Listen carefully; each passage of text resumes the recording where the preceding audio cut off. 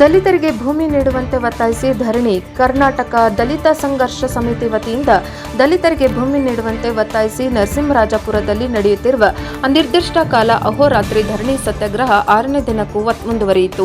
ನರಸಿಂಹರಾಜಪುರ ಅನೇಕ ವರ್ಷಗಳಿಂದ ಶೋಷಣೆಗೆ ಒಳಗಾಗಿರುವ ದಲಿತರ ಪರವಾಗಿ ಹೋರಾಟ ಮಾಡುತ್ತಿರುವ ಕರ್ನಾಟಕ ದಲಿತ ಸಂಘರ್ಷ ಸಮಿತಿಯ ತಾಲೂಕು ಸಂಚಾಲಕ ಎಂಜೆ ಸಿಜು ಮಾತನಾಡಿ, ದಲಿತರಿಗೆ ಭೂಮಿ ನೀಡುವಂತೆ ಸರ್ಕಾರವನ್ನು ಒತ್ತಾಯಿಸಿದರು.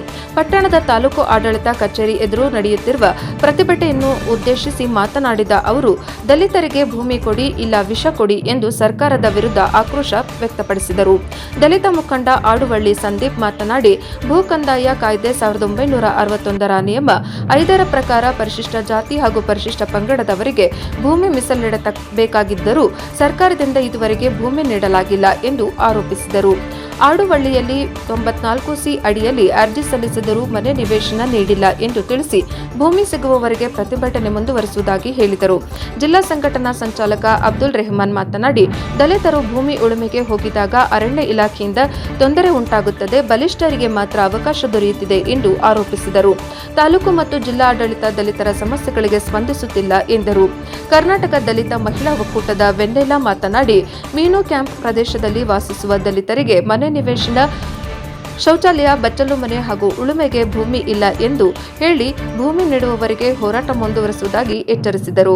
ಪ್ರತಿಭಟನೆಯಲ್ಲಿ ರಾಜ್ಯ ಸಂಚಾಲಕ ತರೀಕೆರೆ ಎನ್ ವೆಂಕಟೇಶ್, ರಾಜ್ಯ ಸಂಚಾಲಕಿ ಎಂಪಿ ಭವಾನಿ, ರಾಜ್ಯ ಸಮಿತಿ ಸದಸ್ಯ ಎಸ್ ರಾಜೇಶ್, ತಾಲೂಕು ಸಂಘಟನಾ ಸಂಚಾಲಕ ಮೃತ್ಯುಂಜಯ ಸೇರಿದಂತೆ ಅನೇಕ ಮುಖಂಡರು ಹಾಗೂ ಮಹಿಳೆಯರು ಭಾಗವಹಿಸಿದ್ದರು. ವರದಿ ಪ್ರದೀಪ್ ಹೆಚ್ಗಿ, Tarikere, NKSTV4. Mahatma B professor Krishnappa ಅವರು ಸ್ಥಾಪಿತ ಕರ್ನಾಟಕ ದಲಿತ ಸಂಘರ್ಷ ಸಮಿತಿ ವಸತಿಯಿಂದ ನಾವು ಭೂಮಿಗಾಗಿ ಅಹೋರಾತ್ರಿ ಹೋರಾಟವನ್ನು 16/2/2026ರಿಂದ ಶುರು ಮಾಡಿದ್ದೇವೆ. ಇಲ್ಲಿಗೆ 6ನೇ ದಿನ ಆಗಿದೆ. 5 ದಿನ ಮುಗಿದೋಯಿತು. ಈ 5 ದಿನಗಳು ನಾವು ಏನಿದೆ ತಾಲೂಕು ಆಫೀಸ್ ಎದುರುಗಡೆ ಟೆಂಟನ್ನು ಹಾಕಿ ನಾವು ಪ್ರತಿನಿತ್ಯ ಪ್ರತಿಭಟನೆಯನ್ನು ಮಾಡ್ತಾ ಇದ್ದಾರೆ. ನಮ್ಮ ಪ್ರತಿಭಟನೆಗೆ ನಮ್ಮ ಸಂಘಟನೆಯಲ್ಲಿರೋ ಪ್ರತಿಯೊಬ್ಬರು ನಮಗೆ ಸಪೋರ್ಟಾಗಿ ನಿಂತಿದ್ದಾರೆ. ಪ್ರತಿಭಟನೆಗೆ ಎಲ್ಲರೂ ಸಹಕರಿಸಿದ್ದಾರೆ. ಈ ಪ್ರತಿಭಟನೆಯಿಂದ ನಾವೇನು ಭೂಮಿಗಾಗಿ ಹೋರಾಟ 2005ರಿಂದ ನಾವೇನು ಮುಂದೆ ಬಂದಿದ್ದೀವಿ ಈ ಭೂಮಿಗಾಗಿ, ಸೊ ಆ ಭೂಮಿಯನ್ನು ಪಡೆದುಕೊಳ್ಳುವವರೆಗೂ ನಾವು ಈ ಹೋರಾಟವನ್ನು ನಿಲ್ಲಿಸುವುದಿಲ್ಲ ಎಂಬುದಾಗಿ ಈ ನಿಮಿಷ ನಾವು ಹೇಳ್ತಿದ್ದೇನೆ. ಅದೇ ಪ್ರಕಾರವಾಗಿ ಇದಕ್ಕೆ ಸಂಬಂಧಪಟ್ಟಂಥ ಯಾರೇ ಅಧಿಕಾರಿಗಳಾಗಿರಲಿ ಅಥವಾ ಆಡಳಿತ ಮಂಡಳಿಯವರಾಗಿರಲಿ, ಯಾರೇ ಬಂದು ಆ ವಿಚಾರವನ್ನು ನಮ್ಮ ಮುಂದೆ ನಾವು ಅವರ ಮುಂದೆ ಇಟ್ಟಿರುವಂಥ ವಿಚಾರಕ್ಕಾಗಿ ದಾರಿ ಸಿಕ್ಕೋವರೆಗೂ ಈ ಹೋರಾಟವನ್ನು ನಾವು ನಿಲ್ಲಿಸುವುದಿಲ್ಲ. ಯಾಕೆಂದರೆ ಈ ಹೋರಾಟ ಅನೇಕ ವರ್ಷಗಳಿಂದ ಮೇಲ್ಜಾತಿಯವರು ಜಾಗವನ್ನೆಲ್ಲ ಕಬಳಿಸಿ ಗೌರ್ಮೆಂಟ್ ನಮಗೆ ಕೊಡ್ತೇವೆ ಅಂತ ಹೇಳಿದಂಥ ಜಾಗವನ್ನು ಸಮೇತ ಅದನ್ನು ನಮಗೆ ಕೊಡದೆ ಮೋಸ ಆಗಿರೋದ್ರಿಂದ ಈ ಹೋರಾಟವನ್ನು ಅಹೋರಾತ್ರಿ ಆಗಿ ನಾವು ಹೋರಾಡೋದಕ್ಕೆ ನಾವು ಸಿದ್ಧರಾಗಿದ್ದೇವೆ.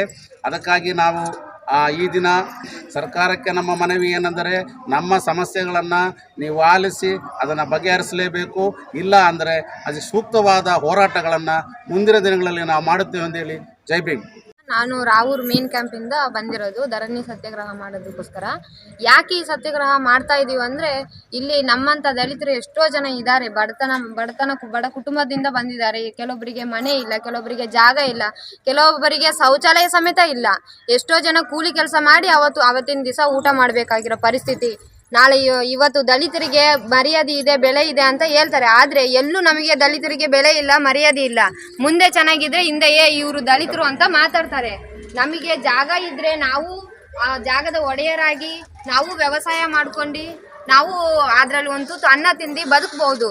ಇಲ್ಲ ಅಂದರೆ ಕೊನೆವರೆಗೂ ನಾವು ಕೂಲಿ ಕಾರ್ಮಿಕರಾಗಿ ಬದುಕಬೇಕನ್ನೋ ಇದು ನಮ್ಮಲ್ಲಿ ಇನ್ನೂ ಇದೆ. ನಮ್ಮ ಹೆಣ್ಣು ಮಕ್ಕಳು ಎಲ್ಲಿಗೆ ಹೋದ್ರೂ, ನಮಗೆ ಎಲ್ಲೇ ಇದ್ರೂ ನಮಗೊಂದು ಇದು ಬೇಕು. ನಾವು ಎಲ್ಲೇ ಹೋದ್ರೂ ಬದುಕಕ್ಕೆ ಒಂದು ಧೈರ್ಯ ಬೇಕು. ಎಲ್ಲೂ ನಮಗೆ ಸ್ವತಂತ್ರ ಇಲ್ಲದೆ ಇರೋಗೆ ಆಗಬಾರ್ದು. ನಾವು ಎಲ್ಲದರಲ್ಲೂ ಮುಂದೆ ಇರಬೇಕು ಅನ್ನೋದಕ್ಕೋಸ್ಕರ ಈ ಧರಣಿ ಸತ್ಯಾಗ್ರಹ ಮಾಡ್ತಾ ಇದ್ವಿ. ನಮಗೆ ಜಾಗ ಸಿಗೋ ತನಕ, ನಮಗೆ ಭೂಮಿ ಸಿಗೋ ತನಕ ನಾವು ಈ ಹೋರಾಟ ಮುಂದುವರಿಸ್ತೀವಿ. ನಮಗೋಸ್ಕರ ಕೈ ಜೋಡಿಸಿರುವ ದಲಿತ ಸಂಘರ್ಷ ಸಮಿತಿಯ ಹೋರಾಟಕ್ಕೆ ನಾನು ಜಯ ಹೇಳ್ತಾ ಇಷ್ಟು ಮಾತುಗಳನ್ನು. ಭೂ ಕಂದಾಯ ಕಾಯ್ದೆ 1969ರ ನಿಯಮ 5ರ ಅಡಿಯಲ್ಲಿ ಪರಿಶಿಷ್ಟ ಜಾತಿ ಮತ್ತು ಪರಿಶಿಷ್ಟ ಪಂಗಡದವರಿಗೆ ಭೂಮಿ ಮೀಸಲಿಡಬೇಕಾಗಿತ್ತು.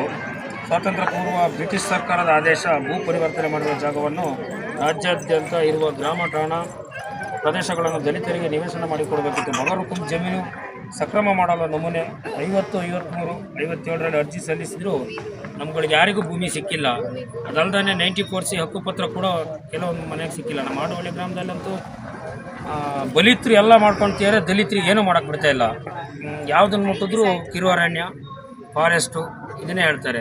ಅವರೆಲ್ಲ ಇದ್ದಂಥವ್ರು ಹಣವಂತರು, ಹಣದ ಬೆಂಬಲದಿಂದ ಎಲ್ಲ ಮಾಡ್ಕೊಳ್ತಾರೆ. ನಮಗೆ ದಲಿತರಿಗೆ ಯಾವುದೂ ಸರಿಯಾಗಿ ಸಿಗ್ತಾ ಇಲ್ಲ, ಯಾವುದೇ ಒಂದು ವ್ಯವಸ್ಥೆನೂ ಆಗಿಲ್ಲ.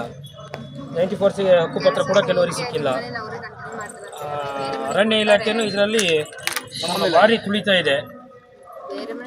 ನಾವು ಕೇಳಿದ್ರೆ ಸಾಕಷ್ಟು ಮನವಿನೂ ಕೊಟ್ಟಿದ್ದೀವಿ, DC ಅವರಿಗೂ ಮನವಿ ಕೊಟ್ಟಿದ್ದೀವಿ. ನಮ್ಮ ಒಂದು 7 ಮನೆದು 16 ಎಕರೆ ಬೌಂಡ್ರಿ ಒಂದು ಜಾಗ ಇದೆ, ಹಿಂದೆ ಸ್ಯಾಂಕ್ಷನ್ ಆಗಿ 1975ರಲ್ಲಿ. ಅದನ್ನು ಈಗ ಉಳ್ಳವರೆಲ್ಲ ಆ ಜಾಗದಲ್ಲಿ ಮನೆ ಮಾಡ್ತಾ ಇದ್ದಾರೆ. ನಾವು ಹೋಗಿ ಮುಟ್ಟಿದ ತಕ್ಷಣ ಕಿರು ಅರಣ್ಯ ಅಂತಾರೆ. ಹೀಗೆ ನಮ್ಗೆ ಯಾರಿಗೂ ಯಾವುದೂ ಇಲ್ಲ. ಅದಕ್ಕಾಗಿ ಈ ಥರ ಹೋರಾಟ ಮಾಡ್ತಾಯಿದ್ದೀವಿ. ಈಗ ಅದಕ್ಕೊಂದು ಪರಿಹಾರ ಸಿಗೋವರೆಗೂ ಈ ಹೋರಾಟ ನಿಲ್ಲಲ್ಲ ಅಂತ ಹೇಳಕ್ಕೆ ಇಷ್ಟಪಡ್ತೀನಿ.